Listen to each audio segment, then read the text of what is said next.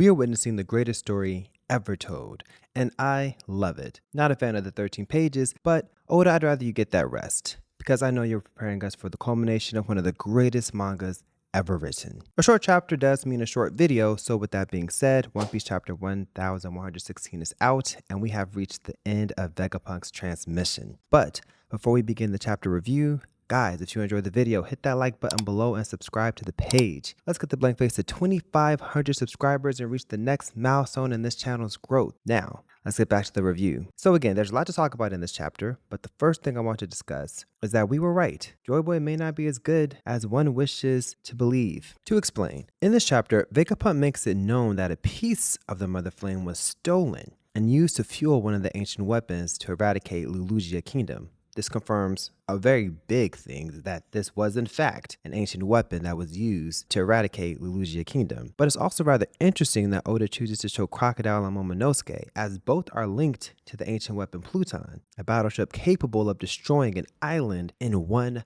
shot. Not so different from what we see happening to Lulugia. So is what we're seeing here the battleship Pluton? Probably not. First, because this is many shots, and from what we know of Pluton, it's one shot. I picture it kind of like Kaido's Bolo breath, but really, really big, I guess. But also, Pluton is supposed to be locked away in a hidden cavern under Mount Fuji in Wano, only to be freed upon the destruction of the walls of Wano. So this technically can't be Pluton, and it also cannot be Poseidon, as we know that Poseidon is Shirahoshi, leaving this one being the ancient weapon Uranus. And I would like to take this as confirmation of the ancient weapon Uranus, even though it hasn't been explicitly stated that that is what this is. Judging from this and Vegapunk admitting that the flame was in fact used to power an ancient weapon, means that this kind of has to be Uranus. It also seems that the power of Uranus is not just island destruction, but the rising of the sea levels as well, which has always been strange to me, as a gaping hole in the seas should reduce sea levels,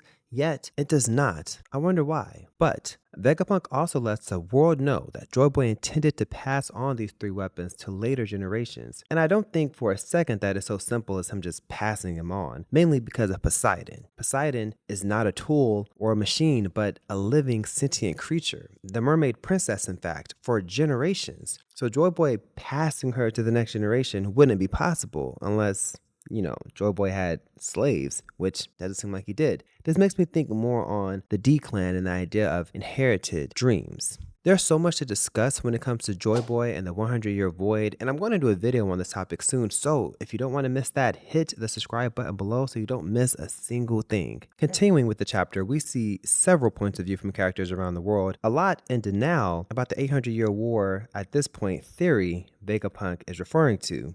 But it's not that unbelievable, because who truly would believe that a war has been raging for 800 years and you see no signs of that war? In fact, they even bring up if it was 800 years ago, the people would already have been long deceased. But we move on to two reactions that I am happy to see. First, we see Imu in the room of flowers staring intensely at who's probably Lily Nefertari. We don't know for sure, but it's clear Imu has some personal history with Lily beyond her just denying moving to marry Joa. Obviously, he's very upset at the fact that she's the one who spread the poneglyphs around, but I just feel like there's more here than just that. I always think of the line Kaido said, "All pirate alliances end in betrayal." And even Jay Garcia Saturn mentions this to Frankie when he saves Luffy. Now, knowing that Joy Boy was in fact a pirate, these remarks aren't throwaway lines and likely tell a deeper story concerning Imu, Joy Boy, and Lily's past. We also get to see Akainu say something, and he is literally heated. He is unbelievably upset. The man is smoking. And I now worry about the lives of the Marines at Marine headquarters. Even though Akainu's leveled out tremendously since becoming Fleet Admiral, he still has a penchant for creating holes in the bodies of others, especially when he's angry. But more importantly than that, he appears to already know the truth about the Void Century, or at least some of it. So like I said in my last video, Vegapunk's message isn't going to change his current sense of justice or his future plans for all the pirates roaming the sea. In fact, it might solidify some of those things even more. But considering that Akainu is the current Fleet Admiral, this also means that the previous Fleet Admiral, Sengoku, also knew about the Void Century and the secrets of the world as well, which would explain why he can't stop eating the crackers. He has to calm those nerves somehow. When I look at the Marines, I find them in a strange situation, as regardless of what is being revealed, their primary focus is the prevention of piracy and the protection of the people.